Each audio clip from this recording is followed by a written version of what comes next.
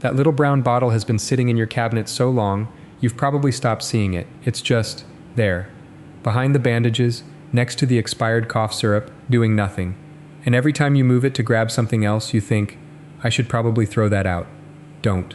Hydrogen peroxide, 3% concentration, the kind you paid about $1.50 for, is a compound that chemists have understood since the early 1800s. The reason it works so well on so many things comes down to one elegant chemical fact. It's water with an extra oxygen atom. H2O2 instead of H2O. That extra oxygen is unstable, and when it encounters bacteria, organic matter, stains, or mold, it releases in a burst of oxidation. The fizzing you see, that's it doing its job. When it's done, it breaks down into nothing but water and oxygen. No toxic residue. No chemical film, no lingering fumes, just clean.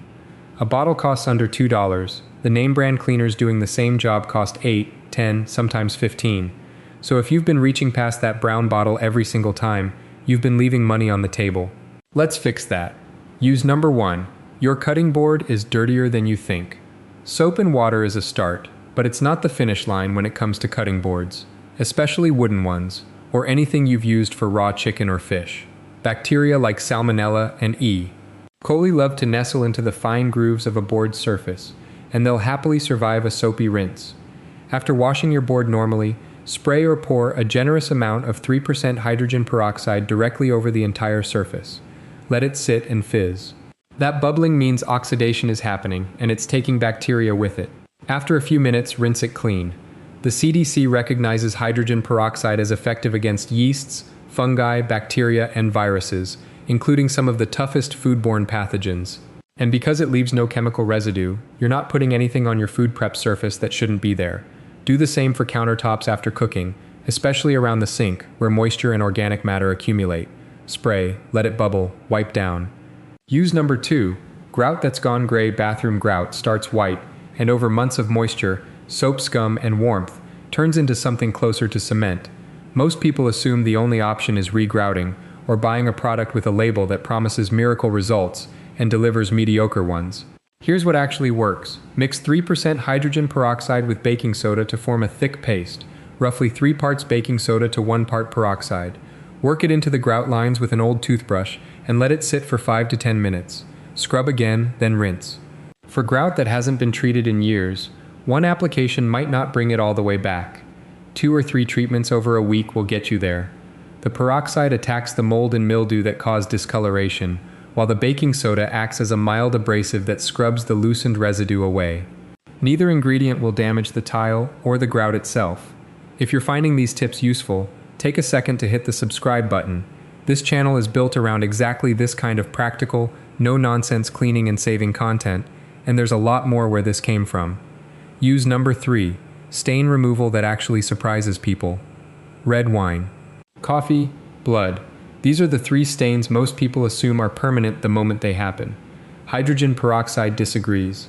For red wine and coffee on carpet or upholstery, pour the peroxide directly onto the stain, let it sit for a few minutes, and blot, don't rub, with a clean cloth. The oxidation breaks the stain's bond with the fabric fibers. For older set-in stains, you may need to repeat the process 2 or 3 times, but it works. One important caveat, always do a spot test on an inconspicuous area first. Peroxide can lighten certain darker dyed fabrics, so give it 30 seconds on a hidden patch before going to work on the main stain. For blood stains, particularly fresh ones, cold hydrogen peroxide is remarkably effective. Cold matters. Hot water sets blood proteins, making the stain permanent.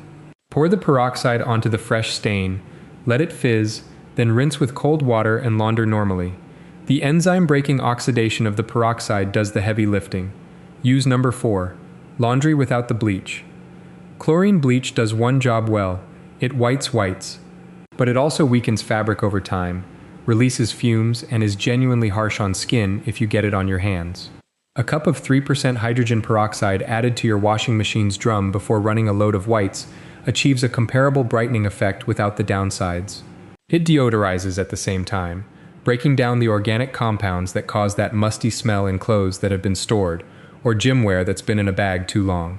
You can also use it as a targeted pre-treater. Pour it directly onto a stain before the load goes in, and let it sit for 5 minutes before washing as usual. Think of it as the eco-friendly, budget-conscious answer to those oxygen boost laundry products, because that's essentially what those products are, just with more packaging and a higher price tag. Use number 5, the toilet trick. Most people haven't tried. Here's an easy one. Instead of reaching for a toilet bowl cleaner with a thick chemical gel and a scent strong enough to make you leave the room, try this. Pour half a cup of hydrogen peroxide directly into the bowl and let it sit for 15 to 20 minutes untouched. Then scrub with your toilet brush and flush. The extended contact time is what makes this work.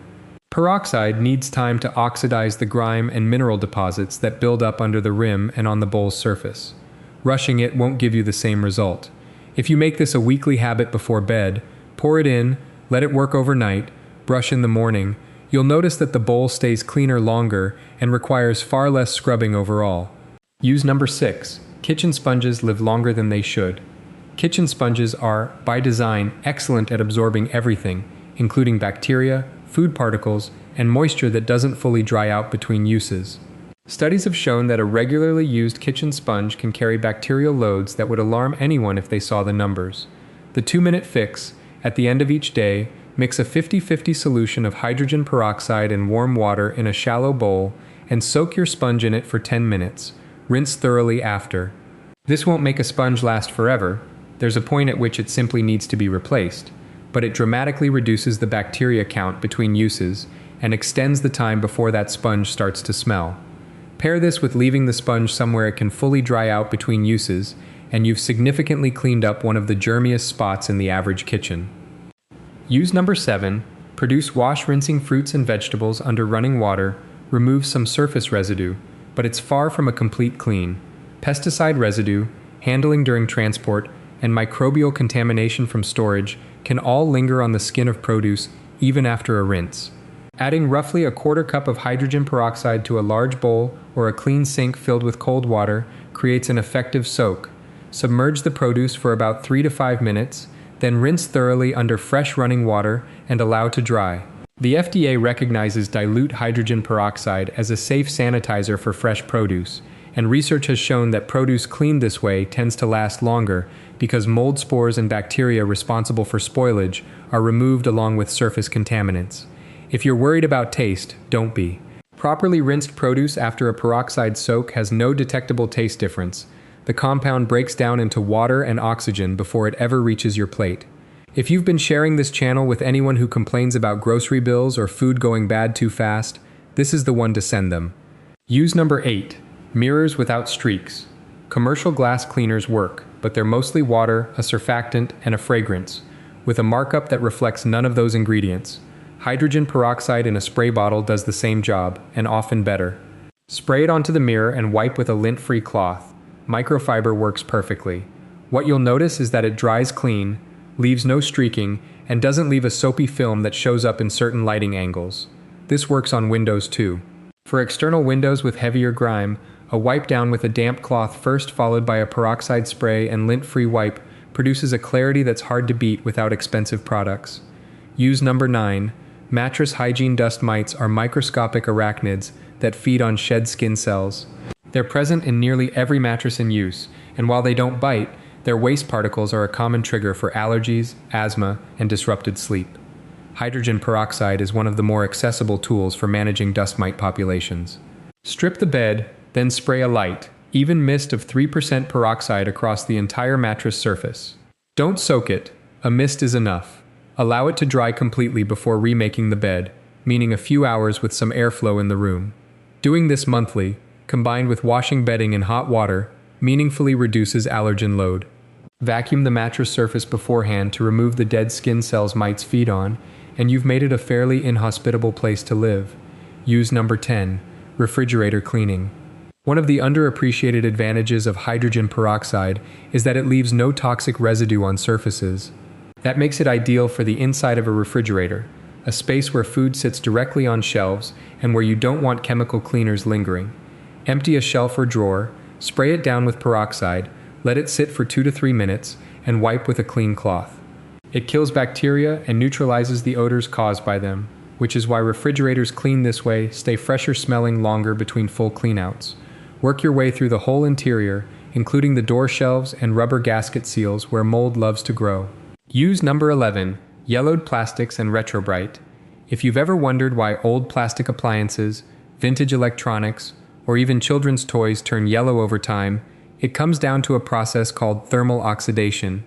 Essentially, heat and UV exposure degrade the flame retardants mixed into certain plastics, causing them to discolor.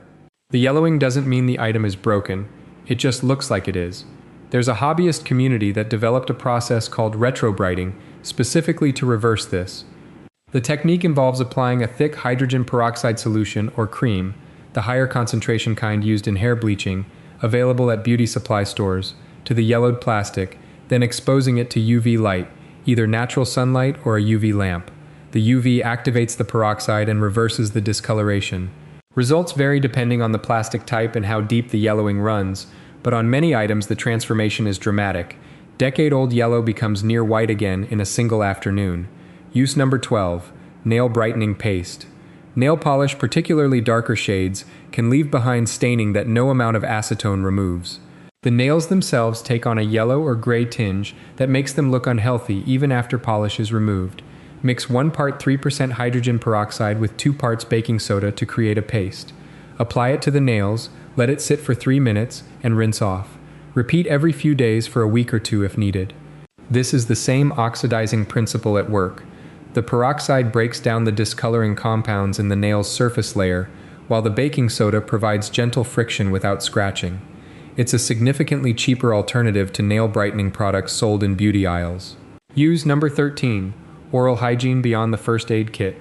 The use of diluted hydrogen peroxide as a mouth rinse predates most commercial mouthwashes. Mix equal parts water and 3% peroxide, swish for 30 to 60 seconds, and spit. Do not swallow. The oxidizing action kills anaerobic bacteria, the kind responsible for bad breath, and can help with minor gum irritation. Over time, this routine also contributes to mild teeth whitening. Commercial whitening strips use a higher concentration of peroxide as their active ingredient. The diluted version works more gradually, but with far less sensitivity. For your toothbrush, a 5-minute soak in hydrogen peroxide followed by a thorough rinse with water kills bacteria that accumulate on the bristles between uses, particularly useful after illness. Use number 14, softening earwax buildup. This one comes with a clear note of caution first. Never use hydrogen peroxide in your ears if you have an active ear infection, a perforated eardrum, or ear tubes of any kind. If you have any doubt about your ear health, see a doctor before trying this. For people with no underlying ear issues, over-the-counter ear drops often use hydrogen peroxide as their active ingredient. Lying on your side, placing a few drops of diluted peroxide in the ear, and allowing the familiar fizzing to work for a minute or two softens and breaks down hardened earwax. The wax loosens and can drain naturally or be rinsed out gently with warm water. A simple, affordable alternative to a clinic visit for routine buildup. Use number 15. Plant fungal care. Powdery mildew is one of the most common and frustrating plant diseases for home gardeners and indoor plant owners alike. It spreads quickly, is visually obvious, and weakens plants by interfering with photosynthesis. Most fungicide sprays work, but many are chemical-based and not ideal around edible plants or in enclosed indoor spaces. A diluted hydrogen peroxide spray, roughly 1 teaspoon of 3% peroxide per cup of water, applied directly to affected leaves and stems, kills the mold on contact without harming the plant at this concentration. Spray in the morning so leaves can dry during the day. Repeat every few days until the mildew clears. The extra oxygen also benefits the root zone if any of the solution reaches the soil, improving oxygen availability and discouraging anaerobic bacterial growth. For plants showing early signs of root rot from overwatering, a few teaspoons of peroxide per gallon of water used as a soil drench can help oxygenate the root zone and slow the bacterial process causing rot. It's not a cure for severe cases, but as a preventative or for mild issues, it makes a real difference. That's 15 ways a single inexpensive bottle changes how you clean, care for your home, and take care of yourself. None of these require special skills, expensive equipment, or products you can't find at any grocery store. Just that brown bottle and a bit of intention.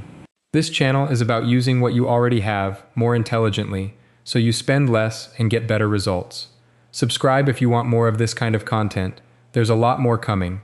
And if one of these uses surprised you, or you've got a peroxide trick we didn't cover, drop it in the comments.